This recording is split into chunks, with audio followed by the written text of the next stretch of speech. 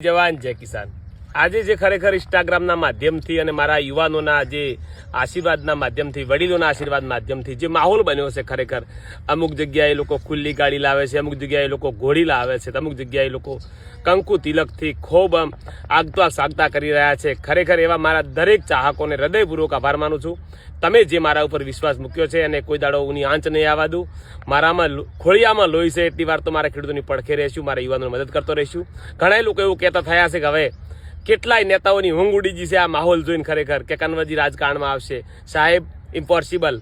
રાજકારણમાં હું નથી આવવાનો, હું મારા ખેડૂતોની પડખે છું। મારે રાજકારણમાં તો માન સન્માન જ મળે છે ને માત્ર 5 વર્ષ પૂરતું મળે છે, તો ખેડૂતોએ મને આજીવન માટે સાફા પહેરાવતા થયા છે, ઘોડીએ ચડાવતા થયા છે। સાહેબ, આનાથી બીજું વિશેષ હોય પણ શું શકે? ખરેખર યુવાનો, જે તમે પ્રયત્ન કરી રહ્યા છો એના લીધે કેટલાય નેતાઓની ઊંઘ ઉડી ગઈ છે। કન્વરજી હવે રાજકારણમાં આવશે, પણ ખરેખર નહીં આવું, તમારી સાથે છું અને સાથે રહેશું। કન્વરજી કોઈ નેતા નથી, કોઈ અભિનેતા નથી, તમારો ભાઈ છે ને ખેડૂત છે, એ વાતને ભૂલી ન જતા। જય જવાન જય કિસાન।